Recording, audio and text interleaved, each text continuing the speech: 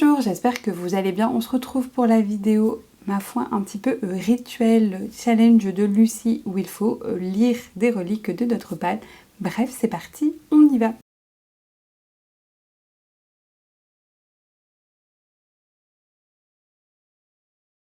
Et vous commencez à avoir l'habitude, vu que c'est la 4e vidéo que je fais sur ce challenge-là, mais je réexplique, sait-on jamais. Donc tous les mois, Lucie tire au sort 6 catégories, et l'idée c'est de lire 6 livres qui sont des reliques de notre pal en lien avec ces catégories. Moi, les reliques de ma pal, c'est tous les livres qui sont arrivés avant juillet 2024. Donc il y a un petit peu de tout, comme vous allez le voir dans cette vidéo. Et à partir de juillet 2025, donc à peu près à la moitié de l'année, j'inclurai les livres qui sont arrivés un petit peu plus tard, donc après juillet 2024 dans cette vidéo. On commence par le bilan de lecture, le bilan du challenge, que dis-je, pour le mois précédent. Donc j'avais à l'époque 17 reliques dans ma pal, et sur les 6 catégories, j'avais mis 5 livres. Il y en avait un qui comptait double, et en fait j'en ai lu que 2, et même pas en fait. Vous l'avez sans doute vu dans le bilan de lecture du mois d'avril, mais j'ai lu donc Blackout, que j'ai fini par DNF de Connie Willis. Je vais pas revenir là dessus pourquoi. C'était pas mauvais, mais c'était pas très intéressant en fait, c'était très lent, trop long pour moi, donc j'ai préféré le DNF, et j'ai enfin enlevé le marque-page. Bref, si vous avez vu la vidéo, vous comprendrez pourquoi. Et j'en ai lu, Blackout, qui était dans la catégorie poche. Et le deuxième livre que j'ai lu, mais que vous n'avez pas vu encore dans la vidéo bilan du mois d'avril, mais qui arrivera dans celle de mai, parce qu'en fait je l'ai fini, voilà, après avoir fini de filmer la vidéo. Bref, les contraintes YouTube, mais ça c'est pas très grave, c'est mon organisation à moi. Mais sachez que je l'ai fini tout pile le 30 avril au soir. Donc ça compte, et je l'avais mis dans Sortie il y a plus de 2 ans, et c'est donc ce livre là, donc L'autre moitié de soi de Brit Bennett, que j'ai vraiment bien aimé. Ça a frôlé le coup de cœur, ça a frôlé les 5 étoiles, c'était une très bonne lecture, et j'ai hâte de vous en reparler. Et en fait, ce qui est vraiment très chouette avec ce challenge de Lucie, c'est que ces 2 livres là, ça fait je sais pas combien de temps que je les mets dans des pales et que je les sors pas. Je pense qu'ils ont fait tous les challenges quasiment de reliques depuis le début, et enfin ils sont sortis. Et c'est en ça que ce challenge est vraiment très intéressant.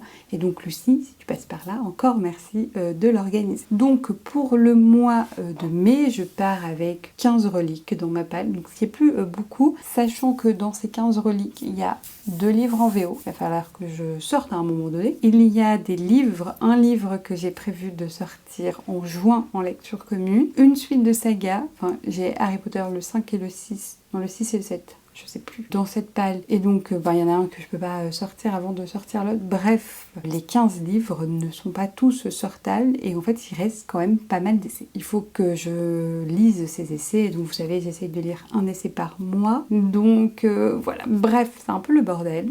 Il est temps que j'élargisse un petit peu la définition de relique de pal. Mais bon, pour ce qui est du mois de mai, voici les catégories et voici ce que j'ai mis dedans. Vous allez voir, j'ai un petit peu triché, mais Lucie a dit qu'on pouvait, donc je le fais. Le premier, ça va devenir un running gag, vraiment. Et je me dis que s'il sort pas d'ici septembre, je vais l'abandonner sans même le lire. Surtout que j'ai eu des avis là-dessus pas forcément élogieux. Donc je suis encore moins enthousiasmée. Plus le temps passe, moins je suis enthousiasmée. Donc la première catégorie, c'est il a fait plusieurs pales, et je parle bien sûr de Oedipe sur la route d'Henri Beauchot, qui est une réécriture du mythe d'Oedipe. La couverture est toujours magnifique. Voilà, on va pas épiloguer plus là-dessus. Deuxième livre, deuxième catégorie, donc c'est qui me fait très envie. Et en fait, force est de constater qu'avec la vidéo du mois dernier, même si je ne l'ai pas lu, ce livre est revenu dans ma tête, est revenu sur le devant de mon cerveau, j'ose dire, et j'ai très envie de le lire, et j'ai même prévu le moment où j'allais le lire, et donc il va être lu, surtout, et je garde un petit suspense qui fait 230 pages. Alors oui,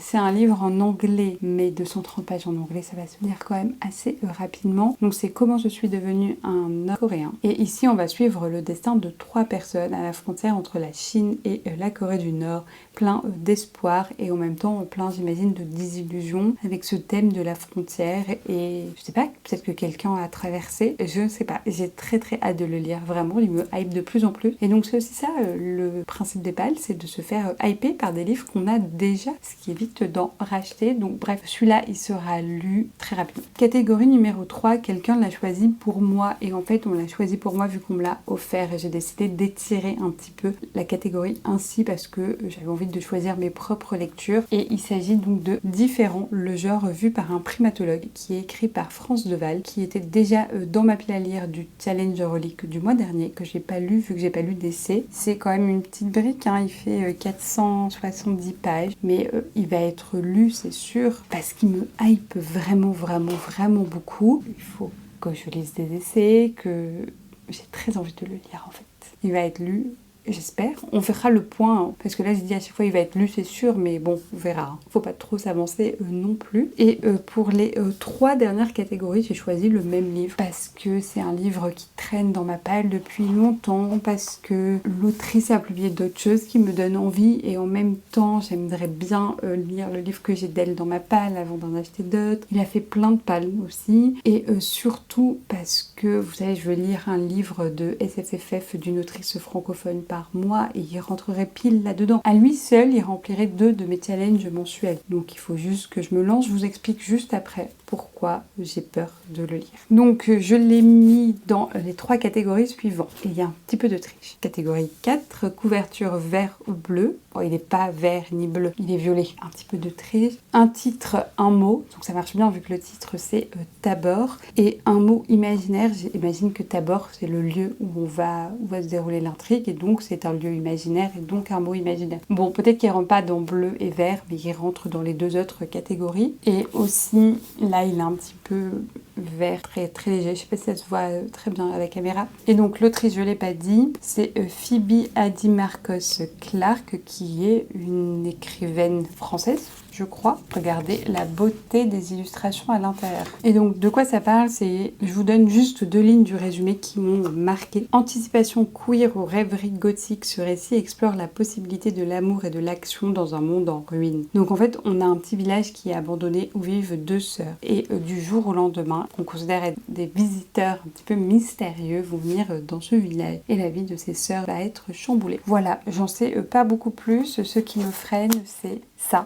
Il n'y a aucune marge quasiment, c'est écrit assez petit et ça fait 300 pages à peu près. Et deuxième raison qui me freine aussi, c'est que j'ai aussi peur d'être déçue et de pas l'aimer. Donc bon, il faut que je le lise, c'est pas des raisons de pas le lire, mais voilà, il me fait un petit peu peur. J'ai prévu que 4 livres dans ce challenge de reliques parce que c'est déjà énorme. Et en fait, pour être tout à fait transparente avec vous, j'ai un vlog thématique qui va sortir juste après cette vidéo dans lequel je lis des livres qui sont pas des reliques, mais du coup où j'ai des lectures imposées, je mets encore des guillemets. J'ai 2 énormes LC de prévus.